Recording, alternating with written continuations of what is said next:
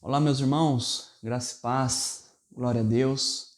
Mais uma vez estamos aqui, mais um tema intrigante, mais um tema que traz confusão, mais um tema que traz alguma discórdia.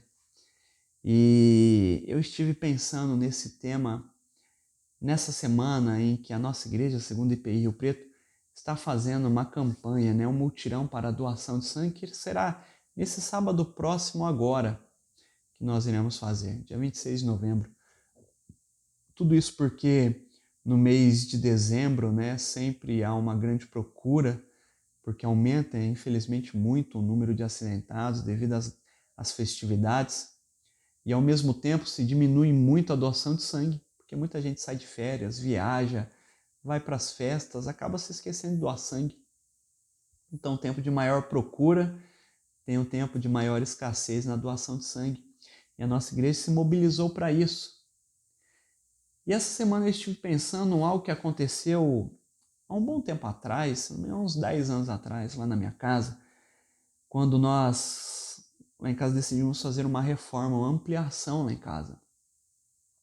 Então nós contratamos um pedreiro, e esse pedreiro contratou um auxiliar para trabalhar com ele, e certo dia eu estava conversando com eles lá, e eu estive conversando com o auxiliar, comecei a perguntar da família dele, daí ele tirou da carteira a foto de um filho dele. Na época da foto, o menino tinha 8 anos de idade, uma criança, né?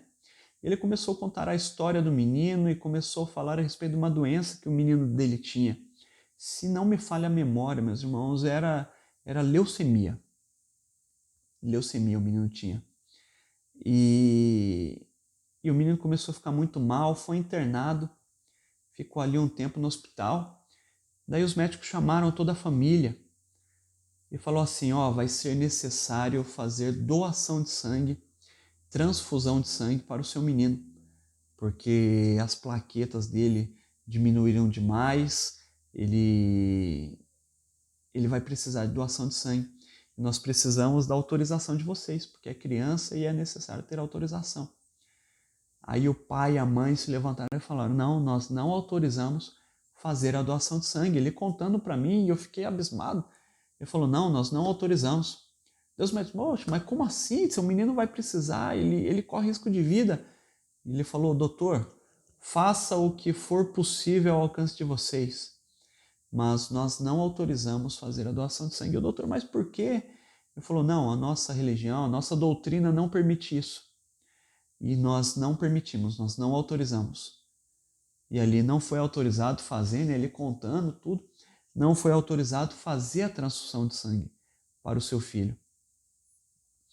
Passou algumas semanas, o filho dele veio a falecer. O filho dele morreu. E ali eu fiquei louco da vida, né? Falei, mas como assim? Você não autorizou? E olha que eu nem tinha meu filho ainda, eu fiquei revoltado. Falei, você não autorizou? Como que você teve coragem? E ele falou, não, porque a palavra de Jeová, né? Ele testemunha de Jeová, porque a palavra de Jeová não permite. E é clara. E eu falei, mas na onde que está isso? Porque até hoje eu não vi eu falando para ele. E eu fiquei, a hora que ele contou que o menino morreu, e ele contou para mim, eu achando que o menino tinha sido curado, saiu, e ele falou, não, a palavra é de Jeová. Eu falei, não, mas como assim? Isso não existe. E ele começou a falar para mim, mostrou algumas bases, e essa semana, para fazer esse vídeo aqui, eu andei pesquisando também, entrei no site das Testemunhas de Jeová para ver como que estava lá, e eu peguei as bases bíblicas que fazem com que eles defendam essa posição, a posição de que a palavra determina que não seja feita, a transfusão de sangue, para que, como eles dizem, não haja essa transferência por nenhuma via de sangue. E eu quero compartilhar com os irmãos algumas dessas bases. E a primeira delas está lá no livro de Gênesis, Gênesis capítulo 9, em que Deus está falando com Noé. Deus aqui está conversando com Noé, depois que Noé desceu da arca, ele e toda a sua família, e Deus faz uma aliança com Noé. E ele vai falar agora a respeito da alimentação. E ele vai dizer, Gênesis 9, versículo 3, tudo o que se move e vive será para alimento. Como vos dei a erva verde, tudo vos dou agora. Porque até então eles só comiam vegetais, a erva verde. Era isso que o ser humano comia até então, os animais, todo mundo. Não se comia carne. Ele está falando, agora eu dou tudo para vocês.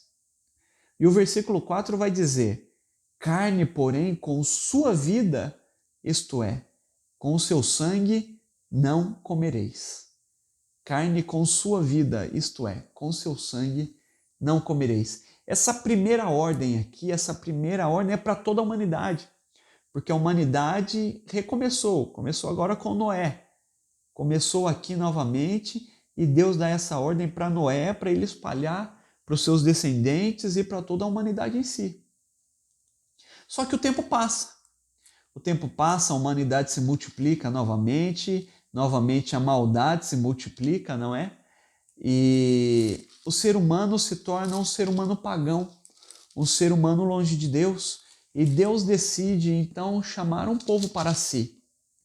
E chamando um povo para si, ele dá novas leis. E ele vai reforçar aquilo que ele já falou lá atrás para Noé. Só que agora ele está falando sobre rituais. Agora está falando sobre sacrifícios. O capítulo 17 de Levítico fala sobre sacrifício de animais.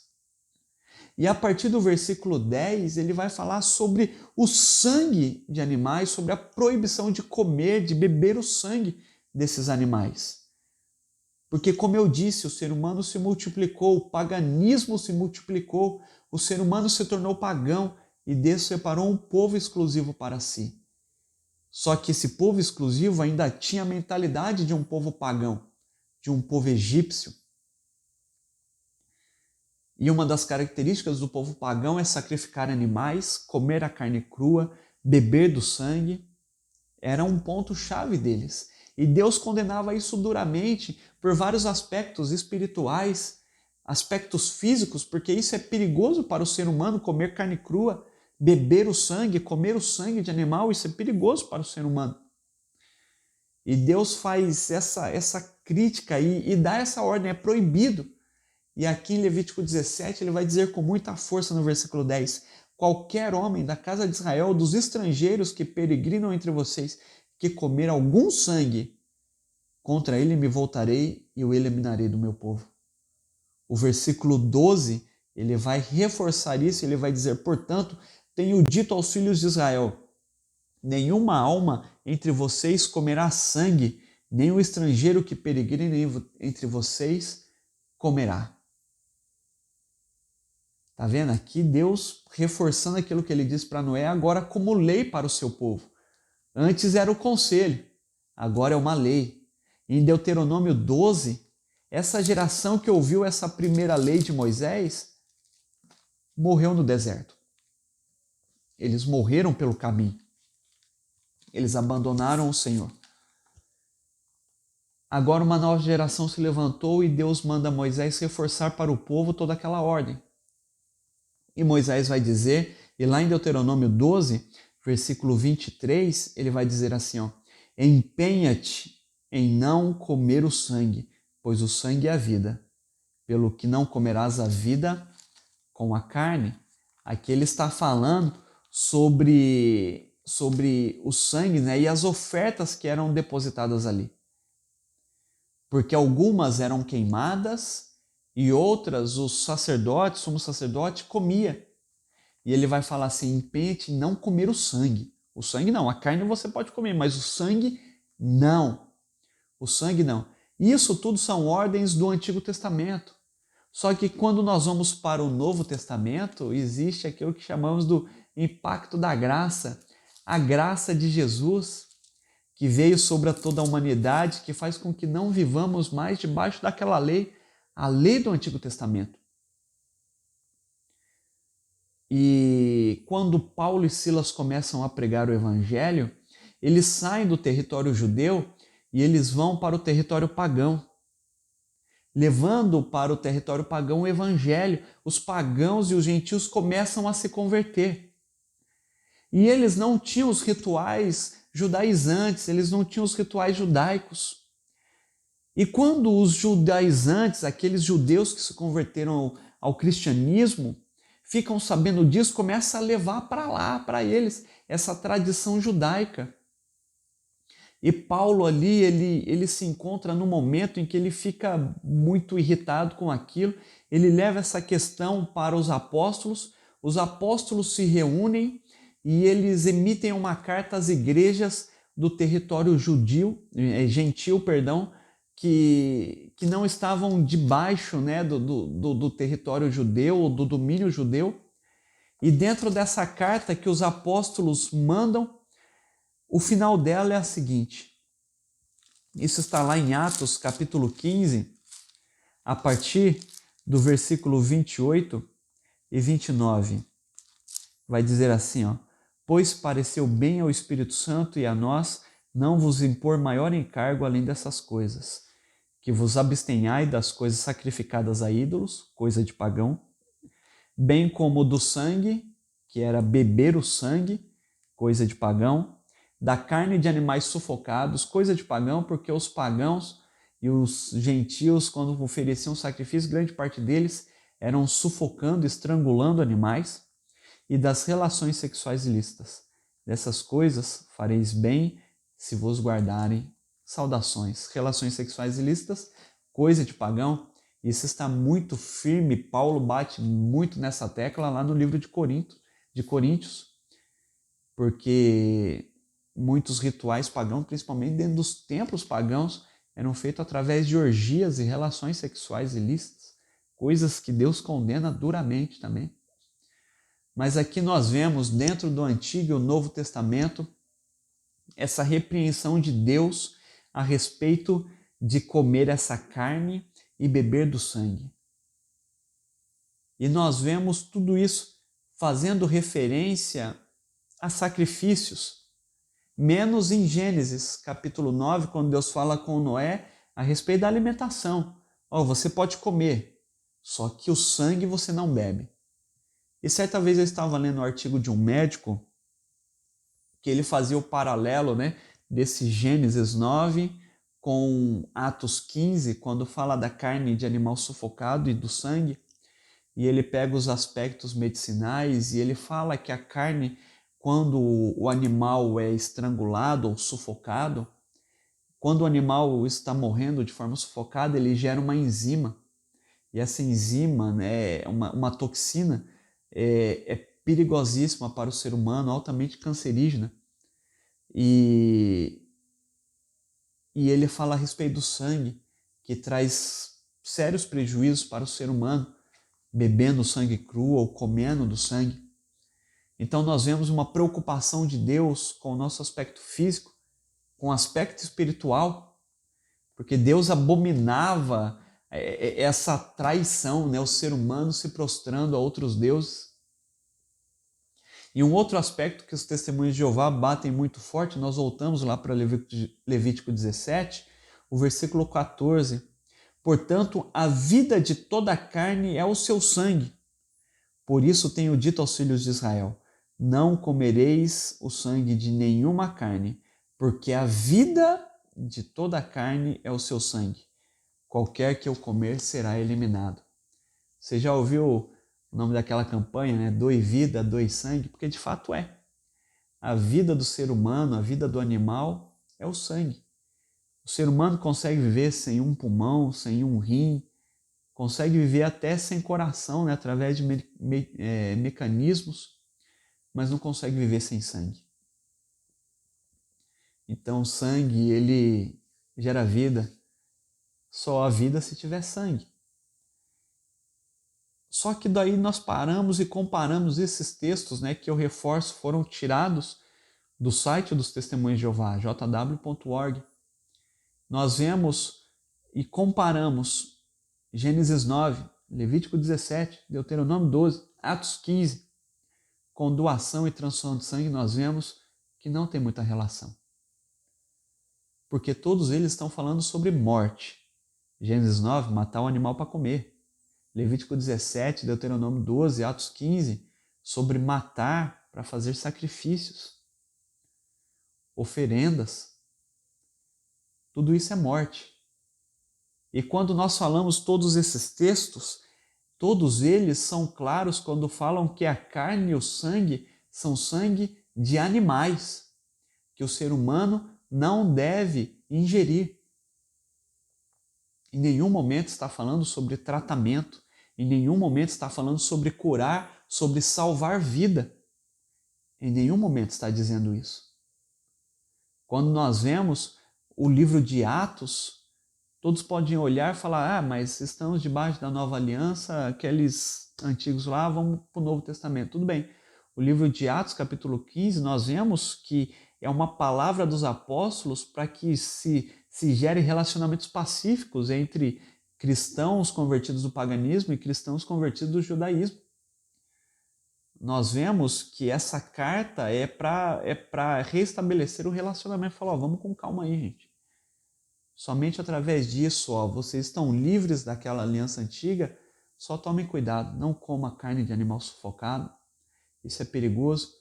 Não beba do sangue, isso é perigoso. Se abstenha de relações sexuais ilícitas, isso é totalmente contra a Bíblia. E se voltar para as coisas sacrificadas a ídolos. Isso Deus abomina grandemente. Em nenhum momento está sendo falado sobre tratamento, sobre cura, sobre salvar vidas. E quando nós pegamos um aspecto assim que Deus preza muito na Bíblia, é sobre salvar vidas, sobre quebrar paradigmas a respeito de salvar o ser humano. Olhamos para Jesus. Jesus, ele quebrou o paradigma do sábado para salvar vidas. Jesus, ele quebrou o paradigma da briga entre judeus e samaritanos, expondo sobre salvar vidas. Ele explica a parábola do bom samaritano, que o samaritano ele quebrou dogmas, paradigmas, para salvar ali um judeu, pagou a dívida do judeu, salvou ele, livrou ele, curou. Então nós vemos que a vida do ser humano na Bíblia é preciosa. E nós vemos que todos esses textos não têm nada a ver com tratamento, com salvar vida, com transfusão de sangue, com doação de sangue, não tem nada a ver. Nada a ver, pelo contrário, a medicina evoluiu, o tratamento evoluiu e hoje o doar sangue é uma benção para o ser humano. Um dos grandes aspectos que as testemunhas de Jeová defendem é que nós não estamos no lugar de Deus para dar a vida ou tirar a vida, porque o sangue é vida e quando nós doamos nosso sangue para alguém, nós estamos dando vida para ele. Esse símbolo, eles tornam o sangue como um símbolo sagrado da vida. E em nenhum momento a Bíblia diz isso. E de fato, nenhum de nós estamos no lugar de Deus para dar a vida para alguém ou para tirar a vida, sim. Só que também nós temos o potencial de estender a mão, de ajudar, de curar. Porque senão não poderia existir o tratamento, a medicina, porque tudo isso é para tentar salvar vidas, não é verdade? A gente tem que concordar com isso. Mas quando nós olhamos para a palavra, em nenhum momento está dizendo sobre doar sangue, nós estarmos no lugar de Deus. Porque o próprio Jesus, ele deu a sua vida, o seu sangue para nos salvar. E através disso, nós como imitadores de Cristo, podemos dar o nosso sangue para alguém também. Para ajudar a sarar, para ajudar a curar, para salvar vida. Esse é o aspecto principal do seu chamado como cristão. Você foi chamado para sarar, para curar. Você foi chamado para salvar vidas. Salvar vidas em todos os aspectos. O aspecto físico, Jesus fez isso aqui na terra. Ele sarou, ele curou, ele ressuscitou. O aspecto espiritual, você é chamado para salvar, para curar, para transformar. Foi isso que Jesus Cristo fez. Ele libertou, ele cuidou, ele discipulou. O aspecto social, todos os aspectos você foi chamado para salvar. Você foi chamado para curar. quando você doa sangue, você ajuda a salvar a vida de alguém. Vidas estão sendo salvas através do seu sangue. Vidas estão sendo salvas. Então, em nome de Jesus, nunca caia no engano de pensar que doar sangue é pecado, que Deus vai te condenar, que você está sendo, será, sei lá, não pense nada a respeito disso que não seja curar, salvar a vida de alguém. Que o Senhor Deus te abençoe, que você tenha conhecimento da palavra e que nunca seja enganado por falsas doutrinas, por ensinamentos mentirosos e principalmente aqueles que vão contra os princípios de Deus, em nome de Jesus. Que Deus te abençoe, cuide de você, cuide da sua vida, em nome de Jesus Cristo, em nome de Jesus. Amém.